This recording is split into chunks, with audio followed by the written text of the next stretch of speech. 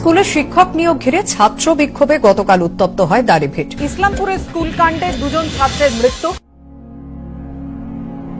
মাতৃভাষা বন্দিনী আজ আরবের কৃতদাস, বাংলার বুকে দাপিয়ে বেড়ায় উর্দুর সন্ত্রাস। দাড়িভিটে কোনো উর্দুভাষী নেই। দাড়িভিট উচ্চ বিদ্যালয়ে কোনো উর্দুভাষী ছাত্রছাত্রী নেই। সকলেই বাংলা মাধ্যমে পড়াশোনা করেন। সেখানে বিজ্ঞান ও অন্যান্য বিষয়ে একাধিক শিক্ষক পদ দীর্ঘদিন ধরে খালি। মাতৃভাষায় শিক্ষালাভ থেকে বঞ্চিত শয়ে শয়ে বাংলাভাষী পড়ুয়া। কবিগুরু বলেছিলেন, শিক্ষায় মাতৃভাষা মাতৃদুগ্ধ স্বরূপ। বাংলা মাধ্যমের শিক্ষক নিয়োগ না করে কবিগুরুর এই অমোঘ বাণীর বিরুদ্ধাচারণী করে পশ্চিমবঙ্গের প্রশাসন। বাংলার পরিবর্তে প্রশাসন নিয়োগ করে উর্দু মাধ্যমের শিক্ষক।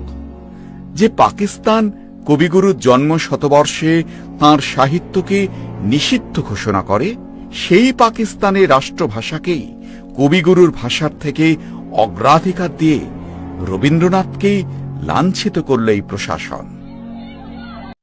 এখন দেখছি আমাদের বর্তমান মুখ্যমন্ত্রী বাংলা ভাষার জন্য আন্দোলন করছে, বাংলা ভাষার জন্য সবকিছু করছে, রাস্তায় নেমে হয়ে করছে।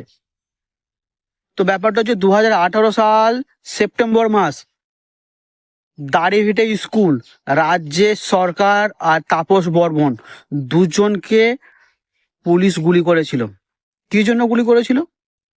না, তারা বাংলার শিক্ষক চেয়েছিল, সেই জন্য তাদেরকে গুলি করা হয়েছিল। কিন্তু তাদেরকে বাংলা শিক্ষকের পরিবর্তে দেয়া হয়েছিল উর্দুর শিক্ষক। এই সরকার এখন সেই বাংলার জন্য রাস্তায় নেমেছে। ভাবুন একবার, আমরা কোন রাজ্যে বাস করে আছি। এই সরকার কাছ থেকে দাড়িভিটে হাই স্কুল, রাজ্যের সরকার তাপস বর্মন, ওই স্কুলে কি চেয়েছিল? একটা বাংলা শিক্ষক। তার পরিবর্তে আমাদের রাজ্য সরকার কি শিক্ষক পাঠিয়েছিল? না, উর্দু শিক্ষক। তো সেটা সেই স্কুলের ছাত্রছাত্রীরা মেনে নিতে পারেনি। তখন পুলিশ নির্বিচারে লাঠি চালায় এবং গুলিও চালায়। সেই গুলিতে মারা যায় রাজ্যের সরকার এবং তাপস বর্মন।